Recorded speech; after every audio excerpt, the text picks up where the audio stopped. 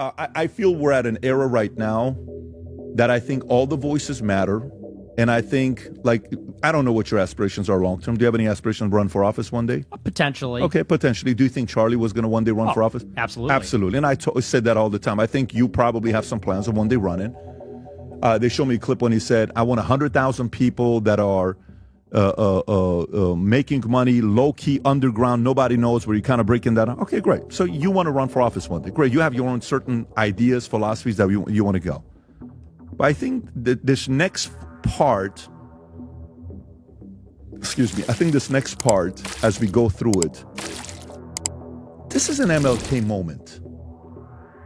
This was the MLK of Republicans and conservatives, even though Martin Luther King was a Republican and his wife called Nixon to get some help. Yeah, and you know what's crazy? There's videos about preachers, man, in Canada. I don't know the name of the channel. It's a guy that just like to preach in Toronto. And every time that they have a Pride Month party, not party, but the Pride Month stuff, he's preaching, these people start screaming. Like, just those are demons. So the Westerners, they avoid the most important aspect of a human soul, which is spirituality. Say there's no such thing. And guess what happened? We became weak. We became very degenerate too. All of a sudden we have our own daughters just selling themselves in OnlyFans, and we think that's okay. That's how insane the Westerners have become, that is. We avoid our own religion just to be okay with others. But then those other religions are not okay with ours. But therefore they want to conquer us and not give us the opportunity that we're giving them. That's how stupid the Westerner has become.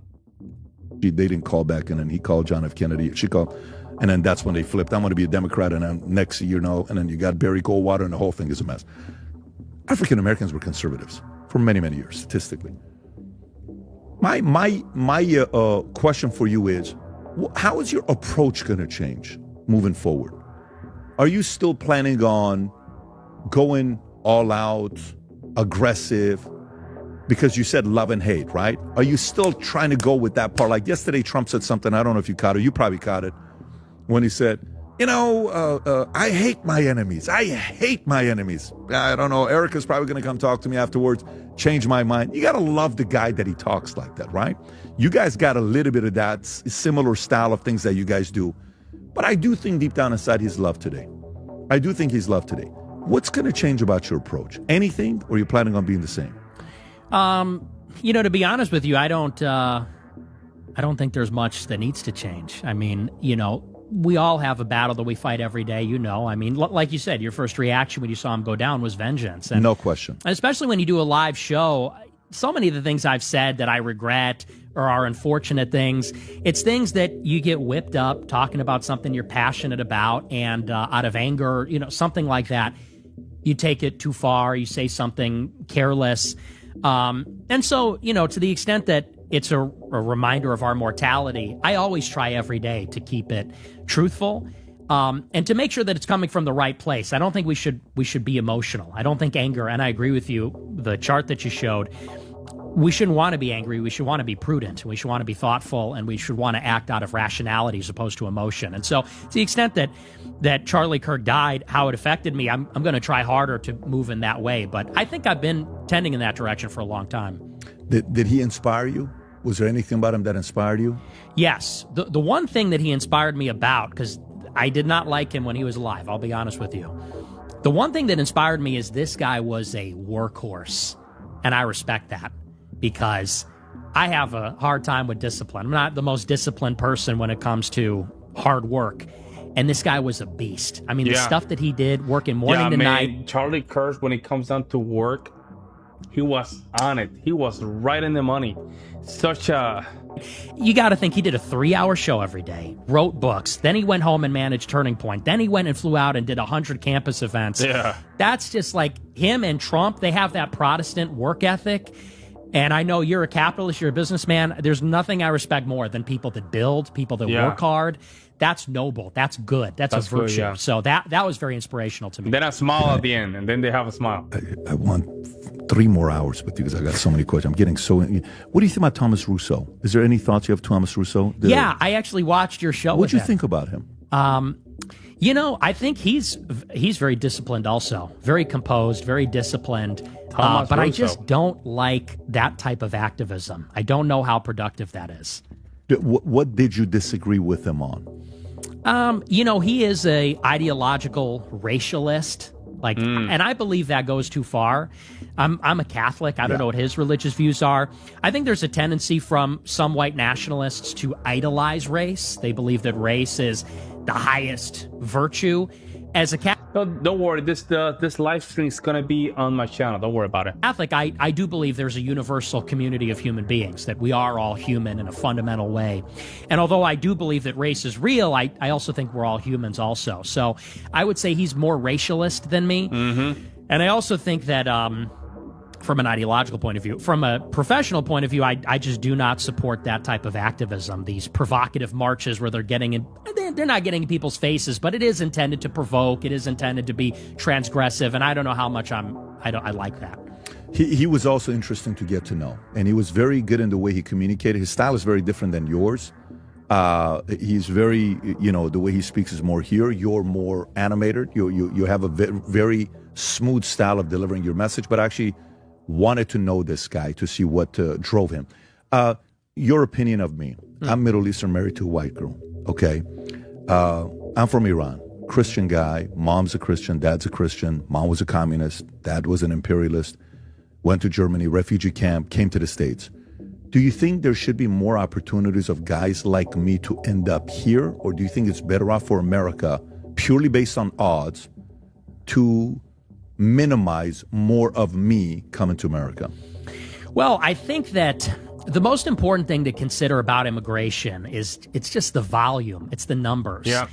I don't have a problem in principle with immigration at all.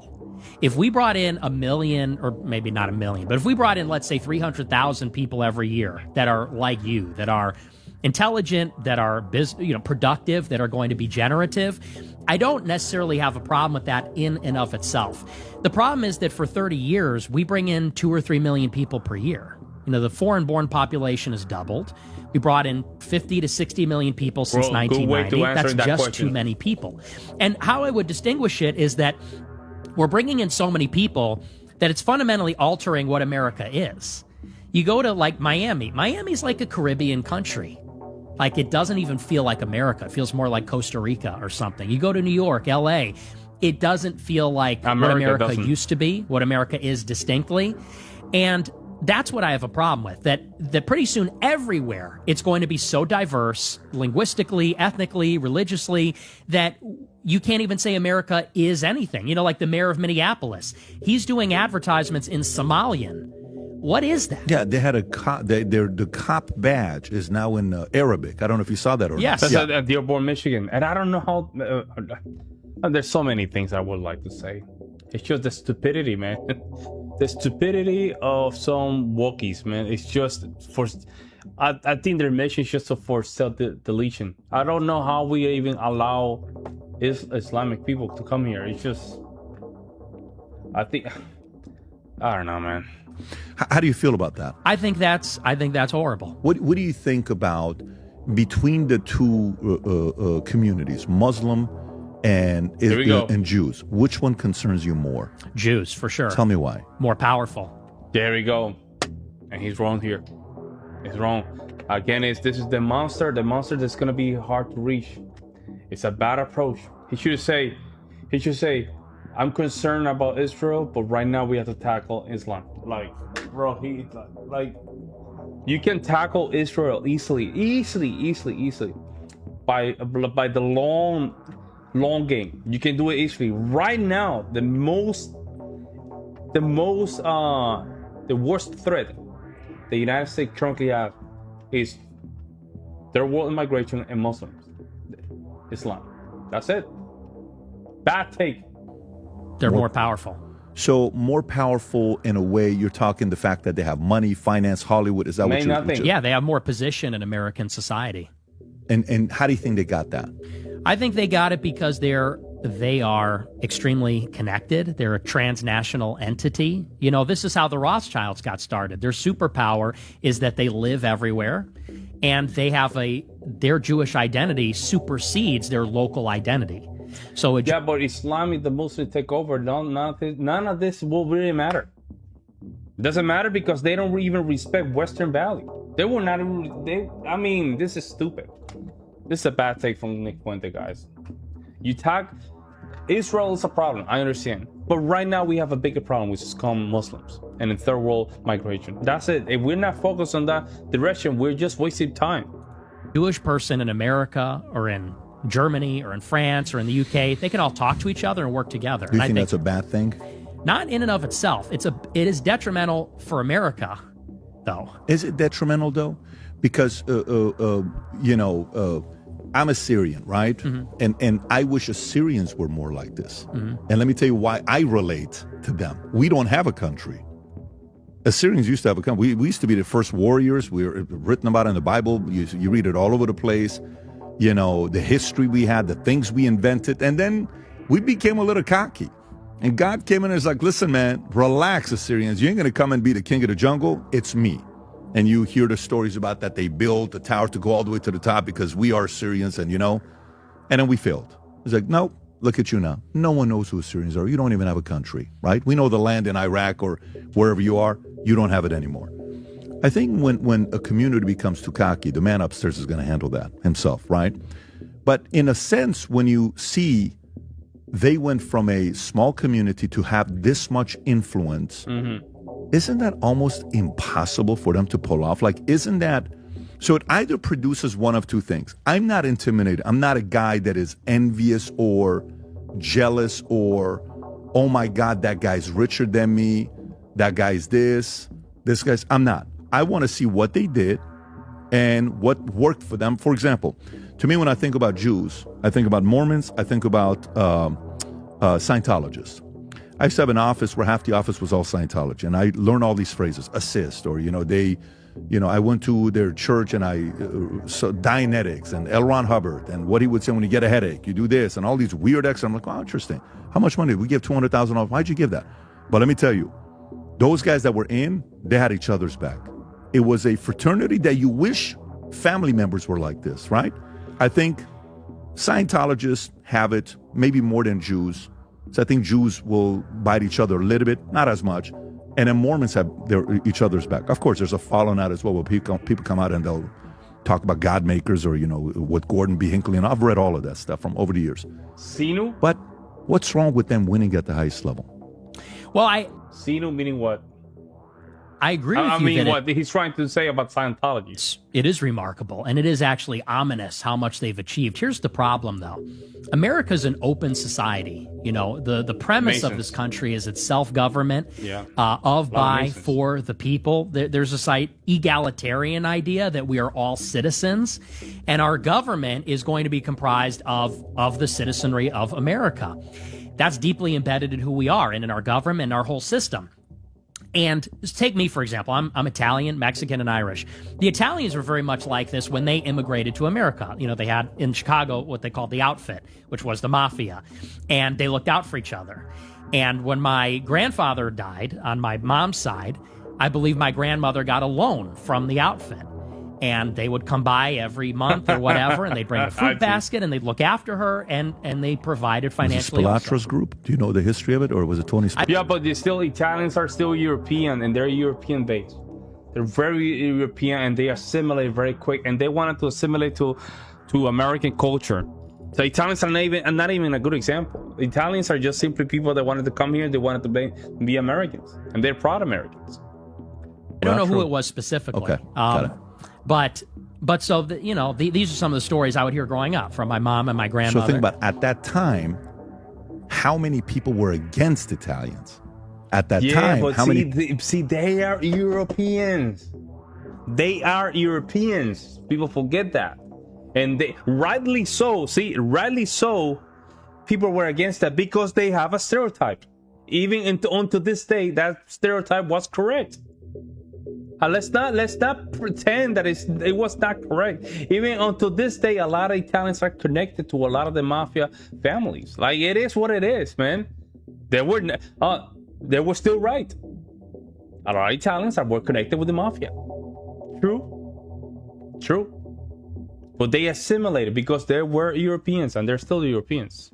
People didn't like Italians in New York because, do you know, Bank of America was first called Bank of Italy? Did you know that? No, I didn't. So can you pull up, Rob, was Bank of America first Bank of Italy?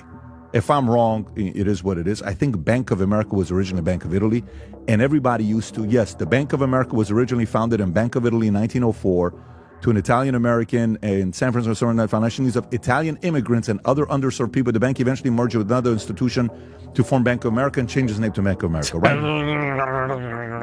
The tellers were Italians. You know, they would give small little loans, $10, $4, $5 to them. And some people were not supportive of that. They're like, what are Italian immigrants doing here? You guys are becoming too much power in New York. We're not happy about this. So there was some of that going on 100 years ago. And that's what I'm saying is that did exist. And then what happened eventually is that Italians assimilated. Exactly. There we go. Assimilate. There you go. Eventually, these groups, these ethnic advocacy groups, were broken up, if you could call the outfit that, or the mob of New York, and then Italians assimilated. And when I grew up, I saw myself as American. I didn't see myself as Italian American. I just saw myself as American.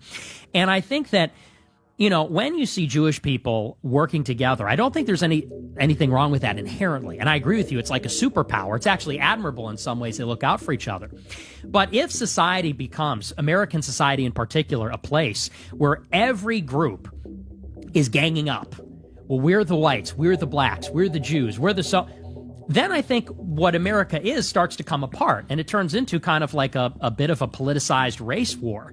And I think that you either have to have a society where everybody gets to play by those rules and everybody could be pro what they are, or everybody is assimilated and we're all Americans. And that's why I say it's detrimental, is that if Jewish people are Jewish first, not of, by, and for America, but of, by, and for the Jewish nation, this is problematic when they're in positions of power, because are they looking out for all of us, or are they looking out for themselves first? And when you look at the Israel policy, that's where people start to say, I think you're looking out for yourselves first. I think you're biased. Mm-hmm. And unfortunately, you're using the public purse and American soldiers to fight your own battles. And that's the problem. That's a huge problem. I don't have hatred for them. I don't have a problem with them in themselves or even what they do. It's just that with our system, that doesn't work. You know what I would say to that as well? When, you know, if they use the American soldiers in their advantage and all that other stuff. Okay. Who negotiated that deal? Some president negotiated that deal. Someone said yes to it, right? When they say, well, let me tell you, you know, that person is afraid to platform this guy because he's afraid his donors are going to go and do this. And it's Israel's fault. No, it's not. It's the guy who runs it's not Israel's fault. What are you talking about? You know, this guy sends me a message, AIPAC. I got a text, not a text, what do you call it in the X? A DM I get from AIPAC, okay? Hey, we'd like you to come to Israel. We'd like to invite you. I'm sure many people get that message, right? They send it. I said, I'm going to come with my pastor. I don't want you to pay for it. I'm going to pay for it. I want to bring my crew because I want to go see Jerusalem. You're not going to see me putting the what do they call it?